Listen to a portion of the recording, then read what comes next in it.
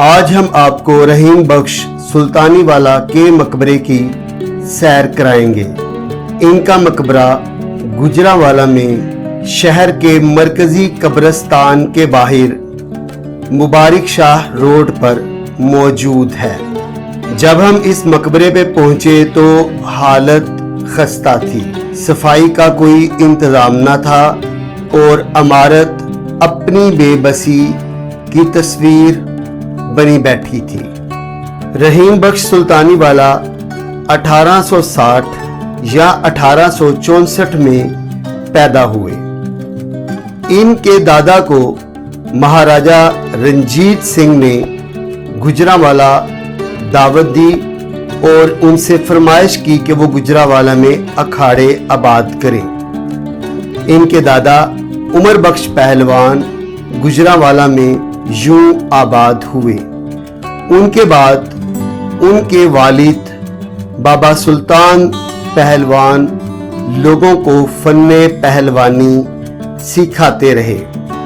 عمر کے آخری حصے میں ان کے گھر دسمبر 1860 یا 1864 میں رحیم بخش کی پیدائش ہوئی۔ یہ بڑھاپے کی اولاد تھی، اگرچہ والد 18 سال تک اپنے بیٹے کو فن پہلوانی کے داؤ پیچ سکھاتا رہا۔ انہوں نے اپنی زندگی میں 334 سے بھی زیادہ کشتیاں لڑیں اور تقریباً تمام مقابلے جیتے سوائے ایک مقابلے کے، اور وہ مقابلہ تھا گاما پہلوان کے ساتھ۔ گاما پہلوان اس وقت 19 برس کا تھا اور ان کا خیال تھا کہ یہ اپنی عمر کی برتری کی وجہ سے اسے آسانی سے چت کر دیں گے، لیکن یہ مقابلہ کئی گھنٹے جاری رہا۔ اگرچہ گاما پہلوان برے طریقے سے زخمی بھی ہوا مگر مقابلہ برابر رہا، اور یہی مقابلہ گاما پہلوان کے کیریئر، ان کی شہرت اور ان کی بلندیوں کی وجہ بنا۔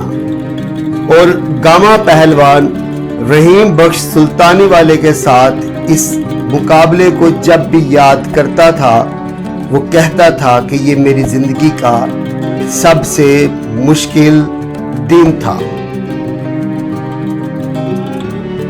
گاما پہلوان نے اپنے کیریئر میں بڑی بڑی جو کشتیاں لڑیں ان میں ودو پہلوان، امام بخش پہلوان، علی سائیں پہلوان، مراج پہلوان، گورا پرتاپیہ، کالے پرتاپیے ان لوگوں کو ہراتے رہے،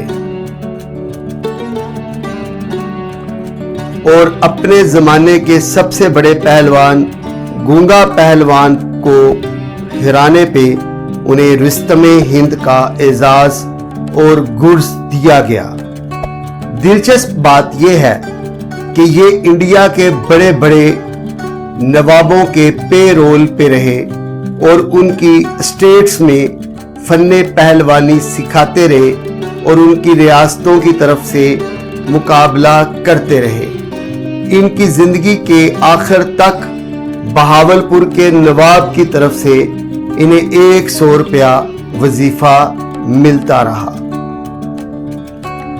ان کی روزانہ کی خوراک میں 2000 بادام کے مغز، 2 مرغے، 10 کلو گوشت کی یخنی، تقریباً 1 پاؤ مکھن شامل تھا۔ یہ اپنے بازوؤں کی قوت سے کنواں چلاتے، تقریباً 10 میل سے زیادہ دوڑ روزانہ لگاتے اور کئی گھنٹے تک اپنے شاگردوں کو فن پہلوانی سکھاتے رہے۔ فن پہلوانی کا یہ ستارہ 24 اگست 1942 کو ایک ہفتہ فالج کی وجہ سے بیمار رہنے کے بعد انتقال کر گیا۔ انا للہ و انا الیہ راجعون۔